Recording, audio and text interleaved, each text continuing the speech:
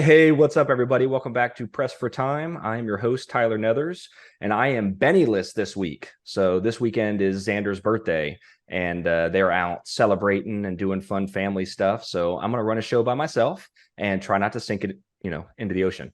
But this week we have a very special guest, somebody that I have been so excited to connect with.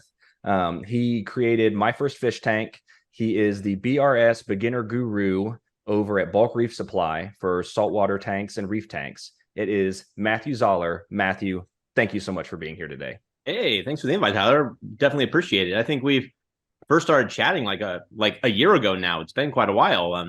Yeah, but it's good to finally be here and chat. And I'm glad my kids are gone as well, so the house is nice and quiet. Yep. Yep. I was telling Matthew before the show started, my wife took all of mine out to the park because we have nice, beautiful weather today. So she was like, "Where do you live, by the way?" Louisiana, outside of New Orleans. Okay. Yep. So it's like 92 degrees right now. It's hot, but you're in California, right? Yeah, Palm Springs, we get hot too, really hot, but it's dry. We don't get the humidity you guys get. So oh yeah, it's more bearable. It's more bearable. Yeah, it's like 98% humidity pretty much year round. Oh, that's a nightmare. Oh yeah. Yeah, so sticky, so swampy. But it's been an adjustment. We've only been down here for about a year.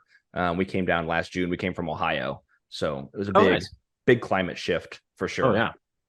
But yeah, no, it's nice. I really like living down here. I like this was our first year without a winter, and having no winter has been great. It's nice, huh? You can actually go outside and your winters like a summer. You can go outside and enjoy it, and it's longer that way. We get 8 months of winter, which is so nice, and then you get 4 months where you're trapped inside and miserable. yeah, it's so hot during the summer, but we haven't had any hurricanes yet. Knock on wood. There were no hurricanes last season, so we're waiting. Oh, that's good. Yeah, waiting to see what happens this year. Luckily, we're in a pretty safe spot. I think we spoke to the people we bought the house from, and the only time they've ever had damage was Katrina. So and that was a once in a lifetime deal. Yeah, good. But anyway, we're not here to talk about me. I'm here to talk about you. So we'll start with what got you into saltwater fish and reef keeping in the first place, and then how that kind of turned into a content creation journey. Yeah, I mean, really, my background, I was born and raised in the Pacific Northwest, and I went to this Catholic high school, and we had a marine biology class there, and I was never, hold on one second, everybody. My dog needs to be let out. This is the reality. Good. Yep. Go ahead. All right. You're good. That's why the show is pressed for time, because we are constantly kids interrupt, the dog interrupts. I know. So I just took a marine biology class. I was never really into science, to be honest. I have my degrees in Catholic theology, philosophy. I have a master's degree in theology. Wow.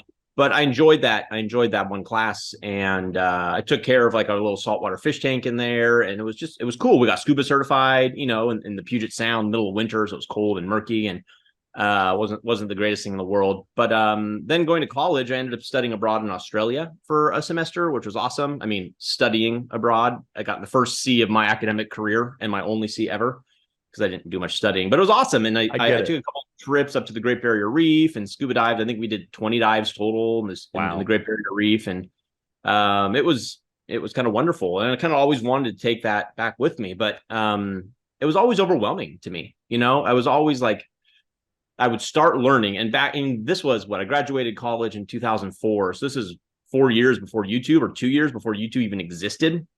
There aren't any smartphones yet. So finding information is still pretty much books and maybe some forums out there, and forums are a nightmare for anybody who's in the hobby. It's so impossible to find right information. So I just had these books, but you buy a book and the pictures were 20 years old, and they're still recommending, under gravel filters and things that the hobby had really moved on from. So I would just look into it, and then I would kind of quit because I'm like, I don't know what to do. It's too overwhelming. I can't find a good source of information. And then, life continues, and I was teaching theology. I was campus minister, retreat director, all that kind of stuff. And then finally in 2013, where family was living in Honolulu, and I decided, I'm going to do it this time, because we were going to be moving back to Seattle. And I found New York Stilo, who was a great YouTuber. He's kind of took the last 10 years off or so, but he made these really great videos kind of at the beginning of YouTube, and he was really bubbly and super energetic. And so I kind of just copied him. And that was 2013, 2014, set up the first tank. And then it just kind of went from there. No, that's really cool. So did you get into it just for yourself, I guess, and then decided later on that, hey, I think I could do, make something with this of my own, do content creation of my own? Or did you kind of stumble into it? I mean, it was never, I was never meant to be a content creator. I mean, I was a guy in college who I had to do one technology based class, and I put it off to my senior year, and I did a class that made me do a PowerPoint. Like that was it. I don't have any technology background at all. I just sat around drinking coffee, and I'm sorry, my dog's freaking out again. One moment. You're good. You're good. 2 dogs. You guys are so annoying right now. No, so no, I had no interest, no vision for that. All I knew was that it was hard for me as a beginner to find the right information. And I thought I was a teacher, so I could, maybe teach people how to do it. And there was really only New York Steel doing it at the time.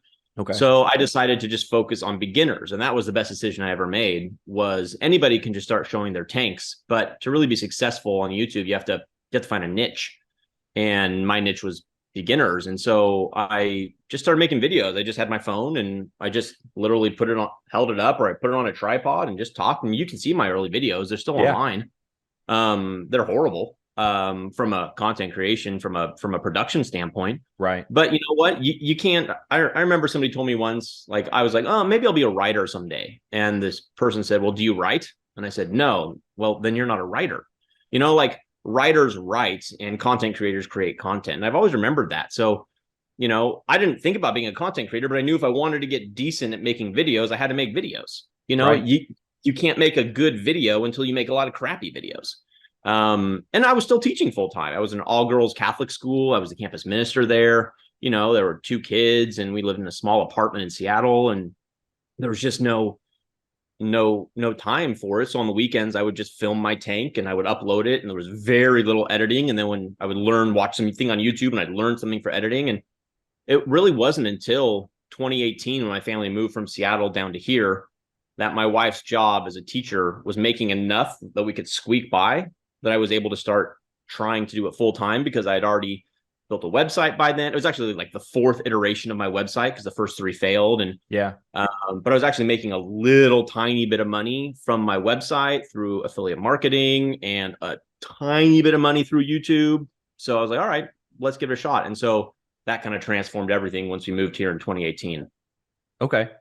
No, I totally get that. And that kind of, loosely mirrors kind of my journey to where I am now. Benny and I, we both write video game reviews for a website, Gaming Age.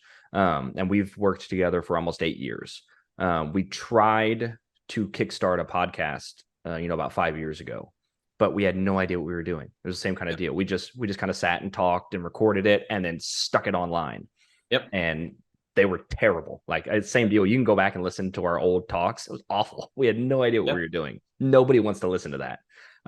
But then, so we took a big break for years, and I started doing a lot of interviews, and like big interviews, and going out and doing in-person ones, doing digital ones, doing all kinds of stuff that really kind of piqued my interest in talking to people. Like, I really enjoy letting other people tell me their story and then putting it out there. So when we rebooted the show, we were like, hey, we're going to have a focus on interviews, and we're going to learn how to edit videos, and we're going to learn how to make thumbnails and do all that stuff. And I'm lucky my wife works full time and is able to support us financially. I'm a stay-at-home dad with the kids, and then do this, on the side, and also make a little bit of money doing this.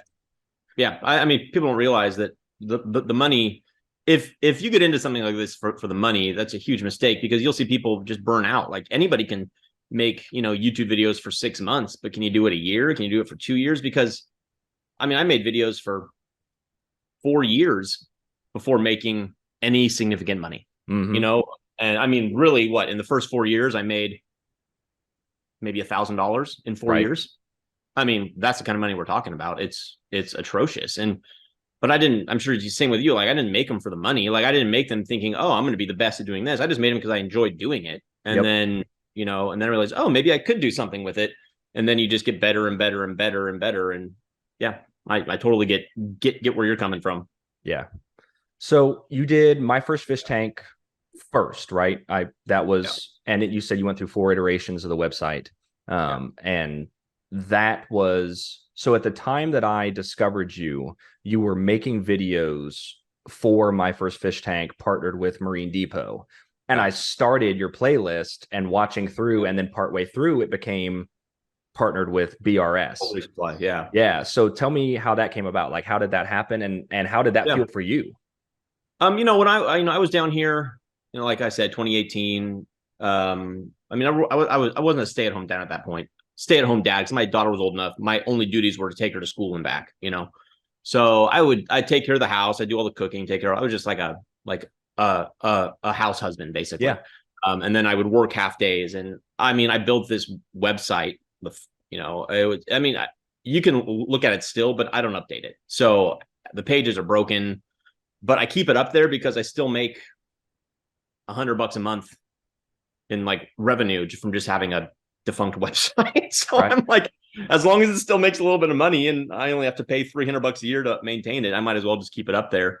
But no, I started with that website and I was like, how can I make some money? So I tried affiliate marketing, and I do not enjoy affiliate marketing at all. It's all based on somebody else, but I also didn't want to like create my own products. Like I'm like, I don't know anything about that world. So I was like, maybe I'll try affiliate marketing. And anyway, I met someone who'd watched some of my videos named Kat, and she's really well known in the hobby. I've told the story several times already, but she was working as a contractor for Marine Depot doing, I think, social media at the time. She's had several tanks featured as like Tank of the Month on Nano Reef forums and all sorts of stuff. So she's a really well-known hobbyist, but she's also kind of did social media for all these different companies. And I met her at a Macna or Reefapalooza. I can't remember what it was. And she knew who I was and put me in contact with Marine Depot. And at the time, Marine Depot was owned by a gentleman named Wayland. And he called me up and he wanted me to write blogs for them because this was just before the pandemic hit. They had recently lost Robert Farnsworth, who used to be their kind of face at Marine Depot. If you watch old Marine Depot videos, you'll see him a lot. Okay. He now works for BRS as well, behind the scenes. But anyway, so they lost someone. He's like, do you want to write blogs for us? And I was like, no, I don't. Like, I don't want to write. I want to make videos. So then I suggested this 10-part series that you saw.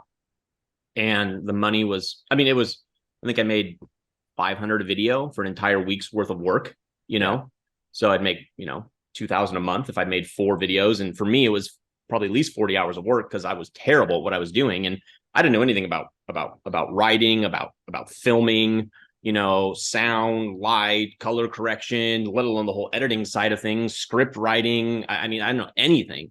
But that commitment I made to them to do these 10 videos was important for me because it meant I had a deadline, and it meant I just had to do it, because it's really easy when you're just at home to be like, yeah, I don't want to do it. It's too hard. But when you have a deadline, I was like, okay.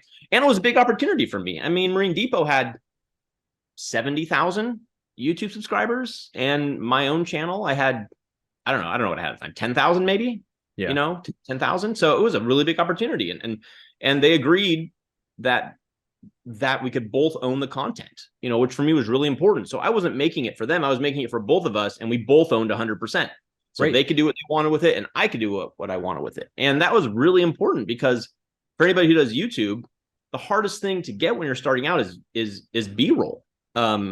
And it takes so much time when you don't have a catalog of B-roll, especially for something in this hobby, and B-roll, for anybody who doesn't know, is just, it's all the stuff that is shown in the background while like a reporter's talking. Like, that's the B-roll. So all the close-up shots. And so the fact that I was able to own that and then use that B-roll going forward was huge. And in return, they found someone who made videos. They didn't know me from Adam. They were okay videos. But I was consistent. And so I got my first paycheck. I put it in a little thing. It was like $1,000. And I was like, wow, this is the first real money I've ever made in this hobby. And then it just kind of went from there. They liked me. I was really reliable. I worked from home. I always met my deadlines. I got better and better. COVID hit. They didn't hire anybody else, so I was their video guy. Yeah. Just working, and we would just work together. And they just kind of let me do my own thing because they were busy in their own world. And so I just kind of started making beginner videos, and that's really where I got better. And thankfully, it's thanks to Marine Depot. I think I was there for a year before Marine Depot went under, something like that. Before they were bought out by, it's a misnomer. They weren't bought out by BRS. They were bought out by a company that bought BRS by a big company. Got it. So anyway, and then I luckily was able to move over to BRS, but that was not a sure thing at all at the time, at all. Yeah, that was going to be my question. Like when that transition was happening, was there a period where you were just like, I don't know what I'm doing?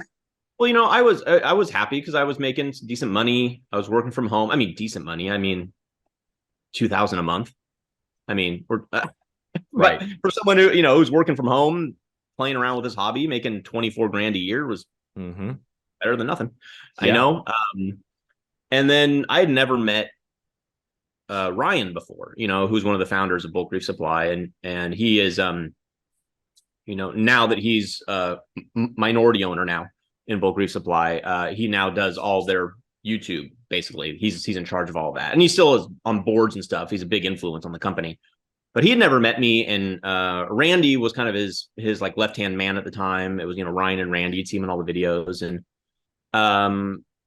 it was tough for them. Like they didn't know what parts of Marine Depot to keep and what parts they didn't want. Are they going to keep the YouTube channel? What employees were they keep? What employee? It was a big corporate merger. It's going from this company owned by two guys to now a big corporation. That bought up Ecotech. That bought up Neptune Systems. That bought up Marine Depot. And putting it under this big umbrella. And so basically we kept the same deal in place. They agreed to give me a shot. I remember, but it was like 2 months where I was just kind of not working at all. And it was really sudden.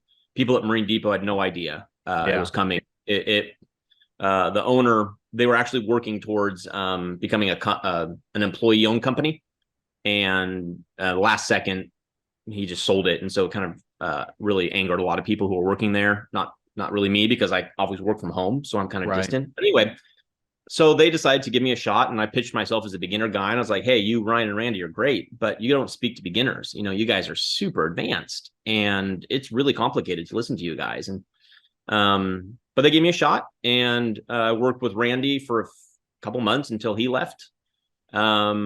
And then it just kept growing and growing, and I kept proving myself. And there's a team of us at BRS. There's 3 of us on camera, but then there's 4 or 5 of us behind the camera who are working diligently. And now I'm where I'm at now. I think I've been here coming up on 2 years with BRS, and I love it, and I make a great living now, and I'm an employee. I don't do BRS. I'm actually a full-time employee, which is great. It's benefits and all this great stuff, and I get to work from home. So I'm kind of living the dream right now. That's so cool. And you're so right with, because I kind of said it in the first email that I sent you. Like I didn't think this was ever going to be possible. And it wasn't my dream. It was my wife's father had a saltwater tank when she was a kid that she barely remembers, but she remembers loving it. And then he always complained about how much work it was and how much of a pain it was. And this was back in, the early 90s. So it was totally different. Yes. But he complained about how terrible it was to deal with it. But she always wanted one. But she was the same way. She was like, I'm never going to do it. I'm never going to deal with it. So once I became a stay-at-home dad, I was like, I'm going to do this. I'm going to get a tank for my wife. And I went to the local fish store and I was like, hey, I'm going to buy a saltwater reef tank. Let me do it. And they were like, no, you're not. I said, absolutely not. Go home, do some research, come back in about 6 months. And I was like, well, no, I mean, it can't be that hard. I had fish growing up. It's no big deal. And they're like, no, seriously, go home and do some research. I was like, okay, cool. And I watched YouTube videos and was like, oh yeah, no, never going to do this. It's impossible. I cannot do this. And I stumbled upon your beginner series and started watching it from the beginning.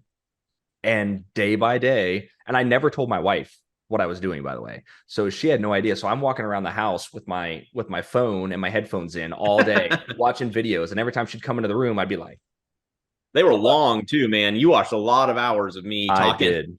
I did so many.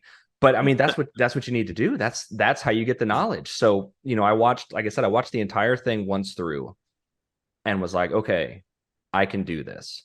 And I placed an order. 55 videos. Yeah. That's an crazy. Wow. Okay. So then you place an order? I placed an order with Innovative Marine for the 50-gallon tank. I was like, all right, this will be a good place to start. Mm-hmm. I can do this and go from there. So once I placed the order, I told her, hey, this is what's happening. This is what's coming. So then I restarted the series. I'm like, all right, now I've gotten the beginner portion out of the way, but I'm going to watch it again because now I'm starting. Yep. So I watched the whole thing prior to beginning, and then I watched along with the stages of my tank. Wow. So everything was fresh and ready to go. But if you didn't have that series, I never would have done it. I never would have started a tank because honestly, there aren't other people that do that. Like even other beginner guides are not beginner guides. It's actually been really surprising for me that since I started doing this, no one else has started doing it too. It's really shocking to me. I mean, there are people who talk about beginners, but nobody just focuses on beginners. No, they're like tips and tricks. There's 15 things that every beginner should know, but that's a 20-minute video with 15 things, Yeah. So the depth of the content that you put out and the way that you framed it all and the fact that you slowed it down and took time and were like, hey, yeah, I know this seems like maybe it's too basic, but it's not. You need to read it. Yeah. Or you need to listen to this and pay attention. Yeah. That's cool. So yeah, it was never my thing, but now it's all my thing. And now I live in Louisiana. I'm looking at going to University of Southern Mississippi for marine biology. And like, it's cool. Changed the whole trajectory of what I want to do once my kids go to school. Isn't that crazy? Yes. Yeah. Same for me. It's completely changed my life. I mean, completely. So I totally get that. Yeah, it's unbelievable. So I've got big grand plans now for other tanks I'm gonna put up in the house. I'm gonna get a big 350-gallon tank, and I'm gonna try to do a predator tank, and I'm gonna try to do like a seahorse tank like you've had, because I know you said that they were a real pain, but they were. I mean, I love the seahorse tank personally. I know a lot of people. You talk to a lot of people, my boss included, who's like, I don't get seahorse tanks. And I'm like, that's because most people just do seahorses. But if you do a seahorse tank and macroalgae and soft corals, then it's awesome. Yep. Yeah. So that's kind of what I want to do. Fun. But I had a terrible failure too. I had a whole tank go, and it was not. I mean, I like to say it was not my fault because I quarantine everything. Yeah. The proper way. But I had a Bangai cardinal that was getting bullied by something else, and he got sick. And within 24 hours, the whole tank was sick. And within 48 hours, the whole tank was dead. And there was just nothing that I could do. Man, I've had so many failures. Like, I get that story. I mean, I've probably set up 25 tanks by this point, and a lot of them have failed. Like a little secret for people, I'm not an expert in this hobby. I'm not, and I'm not the best at this hobby. Like I just am not. I'm good at teaching people how to do it, but man, caring for specialized species takes a keen eye and a keen interest. And I love what I do, but there's so many other things I like to spend my time on. So I do 40 to 50 hours a week on this, and then I go spend my time doing other things. So those failures, though, the biggest thing a beginner can do, I found, is keep going. Yep. Most people quit when they get their first failure, and that's fine. I get it. I've broken down tanks, but I've failed. But if you can keep going like you have, then you've been successful, because everyone's going to fail, man. Everyone's going to fail. Yep. It was one of those things. And I ran the tank fallow, for the appropriate period, but I kept all my coral alive because I just started adding corals, and I kept all the coral alive, and I made sure all my snails and all my hermit crabs, I kept feeding, and my cleaner shrimp survived and went from this big to like this big. Is the biggest shrimp I've ever seen in my life. Awesome. I could sell this shrimp. Awesome. But kept everybody alive, and then went to the fish store that I frequent here in Louisiana, and was like, all right, I'm going to restock the tank. Yeah. And did it, and it's been running very successfully since then. So that's cool. It's nice. So awesome. What else? Your wife is supportive of you building more tanks? Oh yes, she's like, you can take care of them. She's right. Daunted by it. I had to go. I fly back to Ohio. I have a bunch of tattoos. I fly back to Ohio and get my tattoos with the same artist, because he's done Yep. my wife's whole body. He's done all my body so far. So when I make appointments, I fly home, stay in town for a couple days, and then fly back here. So the last time I went, she had to take care of the tank while I was gone. And she was like, I don't know what to do. So I wrote her out a whole list. Oh, yeah, I do that too. At one point I had 7 tanks in here. I was kind of thinking I would showcase all different things. And I ended up hiring someone part-time. I had someone work for me 10 hours a week. And I've had 2 employees, one of them a blogger, but this guy, he would just come and take care of my tanks because it was just, I couldn't take care of the tanks well enough and do my full-time job. So yep, you can see now I have one, and then I have one over here. That's all I have.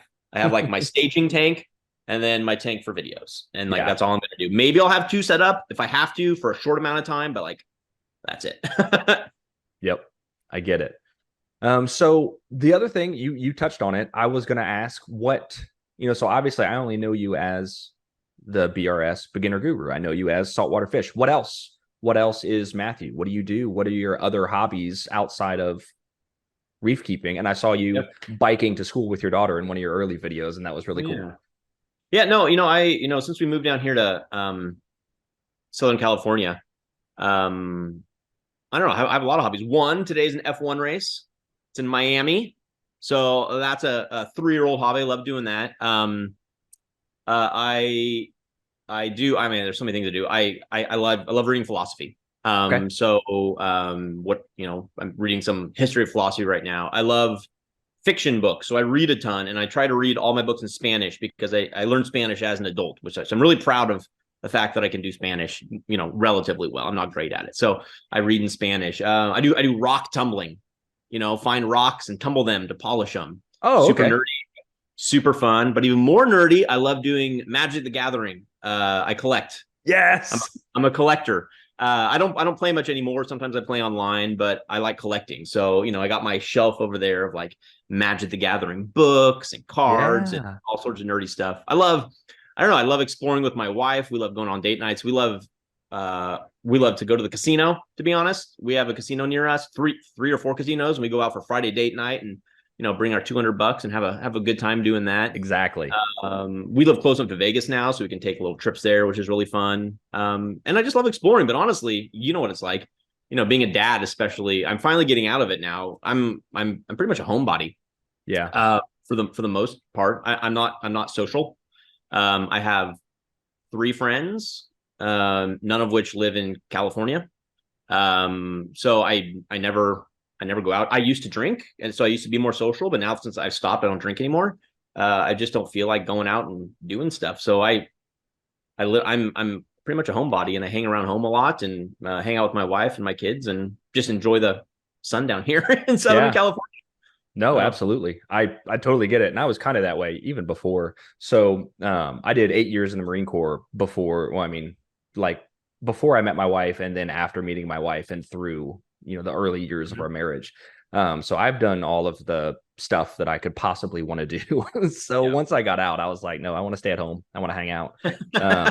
I'm the same way. I play Magic. I play a lot of Dungeons and Dragons. Just started a new group down here. Like we literally just last week had our session 0 because I finally met some people down here that could come play. Because my old group, obviously everyone's still in Ohio. That's where everybody's left. Are you the dungeon master? I am. Yeah, I am the forever DM. I'm always the one running, but that's okay. I like doing it. I get to be so many characters that way. I'm not stuck with just one, so I don't mind.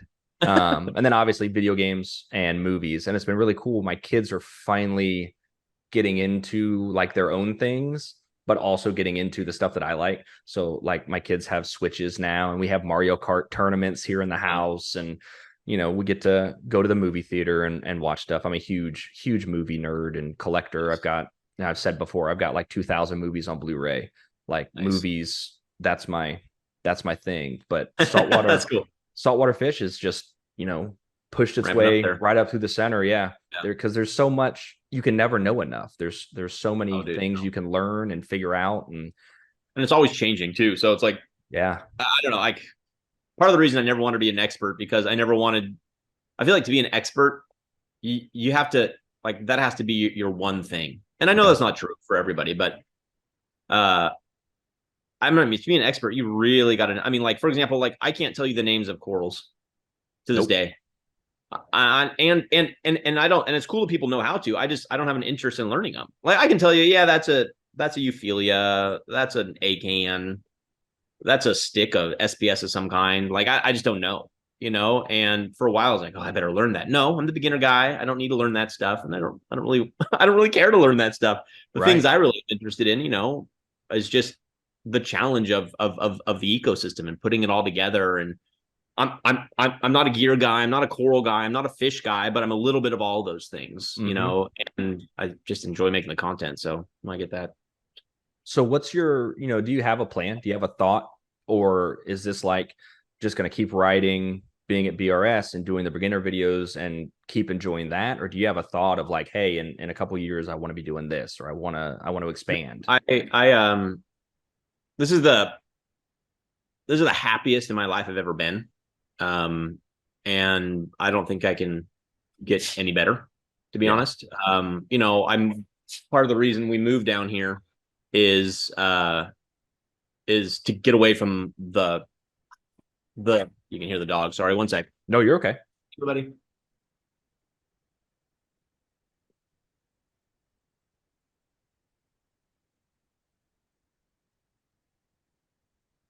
No, part of the reason we moved down here was to get away from the clouds and stuff. I have seasonal depression, you know, just year-round depression, really. So just trying to take the steps I needed to. I hated being a teacher.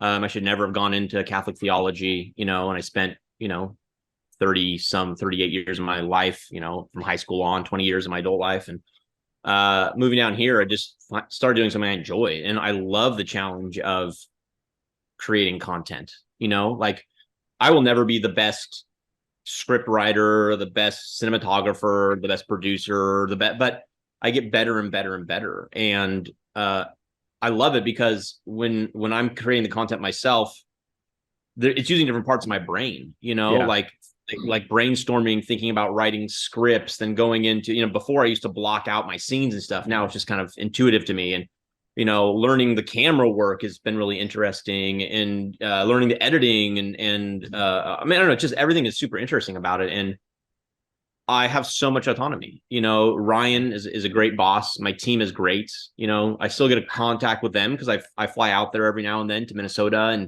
and you know, film some videos with them, which is nice. Ryan's been like, hey, do you want to move out here? And I was like, there's zero chance I would ever move out. I'm sorry. Nope. I would rather be homeless on the streets of Palm Springs. Not because anything's bad with Minnesota. Anybody watching Minnesota, it's just not my home. It's just not my home is all. And so, yeah, I mean, I'm going to ride this as long as I can. I mean, you know, there's a lot of changes happening, you know, as BRS and all these other companies join together into Aperture. And I feel secure in my job, but who knows, whatever the future holds. So I'm just kind of enjoying it now and taking more trips now and spending a little more money now that we have it. And if and when that goes away, it goes away. But, you know, my wife's 10 years older than me. And so she's going to retire in 13 years. And the hope is that I can retire in 13 years as well and just work part-time and just do stuff I enjoy. So for now, I'm happy doing this. And people are like, well, maybe you should do other things, but I don't want to. Like, I'm not a businessman. I'm not someone who has the skills and the stamina and the energy to start something like that. You know, I don't want to have employees. You know, those things are hard on like my mental health, to be honest, you know, having to take care of that. So just being here, doing what I do, I'm just going to, as far as I can tell, just kind of do it as long as I can. And, you know, BRS is great to work for. You know, the CEO, Natalie's fantastic. My team's great. You know, Ryan's super great to work with. Thomas is such a nice guy. Like, people don't see much of him behind the scenes, but he's just a gem of a man. And then all of our production team is great as well. So, and they're so flexible with me. Like, I mean, and they're so trusting of like what I do. And that's really rare to find. So yeah, I'm kind of happy doing this. That's awesome. So if you don't mind me asking, do you feel, you mentioned having depression. I have battled the exact same thing. Do you feel that reef keeping and content creation helps kind of pull up out of those valleys? Because I've found very specifically taking care of the tank, just the almost menial labor that goes along with it helps refocus me if I'm having a bad day. And moving down here to Louisiana has helped a lot. Yeah. It was also big in the seasonal. My brother-in-law lives in Minnesota, so Yeah. we'll text him pictures sometimes of the kids outside, and he'll send a picture of 10 inches of snow outside his door. Like, yeah, no, this is where I live. No way. Yeah, you know, I have found that, you know, down here I'm pretty good most of the time. You know, I've had my antidepressant medication I've been on for well over a decade now, and it's pretty well regulated. But you know, I get days and sometimes a week at a time. And I don't know if it's the tank specifically, but it's everything together. Because when I'm feeling that way, I don't want to do anything. I just want to stare at a wall, which, you know, and, you know, but I can't unless it's really, really, really bad. So I have to keep working, and I have to keep using my brain, and I have to refocus. So it helps me be like, okay, I have something I need to do. I have animals I need to take care of. I have content I need to make. What do I need to do? I need to eat a little bit better. I need to take naps. I need to sleep a lot more, you know, and I just need to keep going. You know, if I can only have 4 hours of good work during that day, then I'm going to focus during that time, and I'm going to get as much done. And the flexibility of this job means I don't have to work 9 to 5. You know, I don't have to have a set hours, which is really hard in the past, because if you're not feeling well, it's really hard to work during that time. But you know what? I can usually eke out a few hours here, or if I miss a day, I can work on the weekend. And that flexibility has been huge for me. Coupled with being down here, not working in an office. I'm not good with inter-office politics. It affects me really negatively. So I think everything about what I do, the creative side of things, the maintenance side of things, is the reason, and the fact that I'm not doing a job I hate anymore. Yeah. You know, that I studied for years to do. And I don't know, I'm just happy now. So yeah, it's definitely changed my life. Did you feel when you started off, did you ever have any issues with like going on camera, or did you feel weird about it? So it's gotten a lot better over the past couple of years, but I have Tourette's and have, you know, a lot of facial tics and stuff like that. And for a long time, I didn't want to do anything on camera. It was like, hey, I'll do a podcast. That's fine, but I'm not going to be on camera. And that was a big step, is getting over some of that and being like, okay, no, nobody cares. Nobody cares. No. Yes and no. You know, when I was younger, I did some acting, so that kind of helped a little bit. And then if you look at my earlier videos, I'm super awkward in front of the camera because I hadn't found the voice I wanted to use yet. And there's some people who make YouTube videos who are like, I just want to be myself on the camera. And I don't want to be myself on the camera. Myself is my own. That's my family. That's my own personal life. When I'm on camera, I'm playing a role. And I know people get mad at you sometimes, like, oh, this dude, yeah, well, dude, I'm acting. Like, I have a job to do, and I don't always feel this excited about fish tanks. Yeah, you know. But when I'm on camera, do you want to see me on camera like this? Or do you want to see me on camera excited and happy and energized? Well, of course, people want to see energized, right? You know, and that took a while for me to develop, to not go too overboard, and then to not just be like talking my normal voice really low. When this is my normal voice, it's super low. But when I'm on camera, I raise my voice, and you know, just all those little things that I've gotten better at time. And then part of the thing that's been great is developing how you're going to edit your videos, because I know now, because I edit my own videos, that I write all my scripts out, right? I write everything out. It's pages and pages, but I don't read it word for word. I write them out a sentence at a time. Yeah. And I'll look down, pseudo memorize a sentence, and then look up, but I don't stop the camera. I just keep doing it, and I screw up all the time. Or if I'm looking the wrong way, or if I'm holding something on the wrong side, or if the light's in the wrong place, or whatever it is, if I know I screwed up, I just do it again. And then I know when I'm editing, I go through and I use the last take. I always make the last take my good take, and I stop. I remember the first time I went out in public filming, it was super self-conscious. You know, I was doing vlogging then, and I was holding my camera out, and people were staring at me, and I was talking to myself with tons of people around. And I didn't like that, but I got good at it, to the fact where I don't think about it anymore. But now that I've progressed enough into what I do now, I've realized that I don't want to do that anymore. I don't I'm kind of an antisocial person. I'm a big introvert, and so I don't want to go out and interview people, and I don't want to go out and do those things. I don't want to go out into the public and make public appearances and tell people that hey, come find me and I'll give you stickers. And so now when I go to a show or something, I don't do any vlogging style stuff. I just go as an opportunity to take B-roll, and then people approach me and I say hi and we chat a little bit. But for the most part, I'm just there with my computer and with my camera and my gear, and people kind of leave me alone. And I don't want to say, if anybody's watching this who knows my videos, please come up and say hi to me if you see me somewhere. Like, that's totally fine. But yeah, I mean, you're only going to get better being in camera by being on camera, you know. And you watch me for the first 2 years, I didn't have my voice yet. And the only way to do it is to do it, and to know that you're going to look back and you're going to hate it. That's just the reality. I mean, there are very few people who are born actors and who are born to just be perfect in front of the camera. It takes a lot of practice. Like my first time visiting Bulk Reef Supply, we filmed like 18 videos or something, with like Ryan. And I went back and I watched the things I did, and I had this little tick that I did, and I was facing the wrong way. I was facing too much this way and not enough, because the camera doesn't know, they see too much. And then, I was sucking on a lozenge, and I kept moving it back and forth. And I was doing all these weird things that I just go and I study and I say, okay, next time I'm not going to do that. And that's what I do with all my videos. The biggest thing I think people screw up on is they try to be perfect. It's much better to put out a product that's okay, that you can do in a day, rather than spend a week making a perfect product, because you're going to learn more from just putting it out there. And that's what I love about my work. And with Ryan, it's very rare that my boss tells me, Matthew, we can't publish that one. That's very rare. Most time it's okay, make some tweaks for next time, because we just need to keep going. We need to keep learning. We're only going to get better by doing those things. So it's gotten to the point now where, like, I don't know, it feels very, very natural. But I've been doing it now for 7, 8 years. So I mean, I'm sure you've gotten better over time, right? Yeah, I hope so. Yeah. Well, and you have to realize, I think the harder thing for people doing YouTube is it is really hard starting out getting negative comments. That part has been was hard, especially with people with depression. You take things personally. But the greatest thing that one of my therapists told me, he's like, Matthew, what you need is just a job where everybody hates you and just insults you constantly, because then you'll learn that it doesn't matter what they say.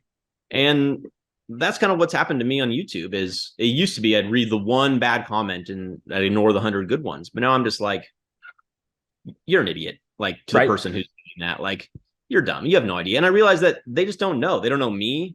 And it doesn't matter what they say. If they don't like the content, then what do I care? But that's taking me years to get to that point where those things don't affect me as much. Yeah, that's awesome. And that's so important to anybody. I am very lucky, again, in that my career in the Marine Corps kind of made it so I don't really care what anybody says ever. Yeah, see, there you go. So that's no problem for me. But my co-host, he doesn't have that same experience. And we've had this conversation before. Like, if someone says something like, hey, man, don't worry about it. Don't worry about it. That person's just upset. The one thing I've learned is, and I've never respond to haters. Nope. Ever. Don't ever engage them. Nope. So on my own personal channel, if somebody wants to critique me, that's fine. I don't like it, but I don't mind it. Like, oh, don't do this. So that's fine. But when they cross over to name calling, they're immediately blocked from my channel. Now that's not, on my own channel. Like, so, and you should see my filter list for words. Like, I don't let anybody post a link to anything, because they're usually just like porn links. Right. I don't let anybody use any negative language. And then sometimes there's like new words that come up, and I'm like, wow, I didn't think to use that curse word in that way. And then I go and add it to my list, because I want it to be a place of respect. And people are like, oh, he's just blocking haters. Absolutely. Yeah. If you're a troll, you are not welcome on my space. No, and exactly. This is my space. This is not. I'm putting something out for you to consume, but it's mine. You don't get to create your own blog, link my video, and then you can insult me as much as you want. Say whatever stuff you want. If it's an area that I can control, you have no place. And I just have no time for you. You're wasting my time. Absolutely not. There's nothing of value lost. When you block those people. Go out and make your own videos. Yep. Do something for yourself. I'm speaking from me personally, not for BRS. Right. BRS different on how they do that, and they have much more tolerance than I do. So Yeah, that's kind of, I feel like that's the way it goes though. With the larger the company is, you kind of have to. So when we initially started this, it was a gaming age podcast. We started as a subsect of the website we write for, but when we rebooted it, we very hard separated. We took all the gaming age branding out of it. It is our project separate, so we're able to control a lot more of what we do without it reflecting negatively on the company or in any other way. So it was important to separate that. Yeah. So last like real question, I guess I was going to ask, because you have mentioned your background in theology before. If you're comfortable talking about it, do you feel a connection between your theology and reef keeping? Do you find an intersection between those two things in any way? That's an interesting question. I was, more than just having a master's in undergrad in theology. I was a seminarian for 3 years. I was in the Jesuit order, which people don't know. That's a religious group within the Catholic Church. Okay. Where we take vows of poverty, chastity, obedience, and we either become priests or become brothers. And I was in there for 3 years, 2 years as a novice, 1 year studying theology. Before I left, when I was in Chicago, I left, and then since then I've just kind of gone down that same way until 2018 when I stopped that. For me, my own theological journey has always been one of doubt.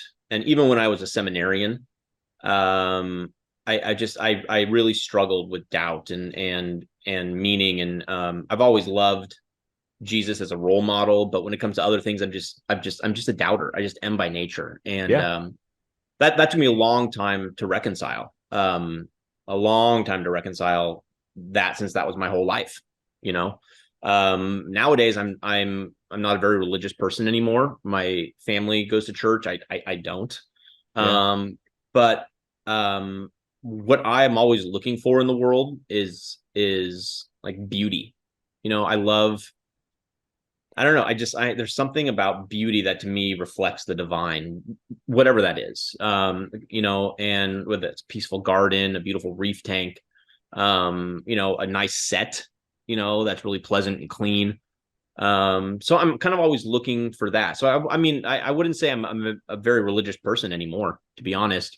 But I do see that reef keeping is definitely an outcropping of that desire for beauty, that desire for wonder, that desire for awe, for joy, for something bigger than myself. Because one of my favorite things in the world is feeling small. I love looking at the sky and realizing how insignificant I am. Yeah. Because for me, that can be a really helpful thing. My problems just really don't matter that much. None of it matters. Yep. No, and same thing for like the oceans. Like the oceans are so much bigger than us as a species. And it's just, I don't know, there's something wonderful and amazing in that, and in this little piece that we can put in our living rooms.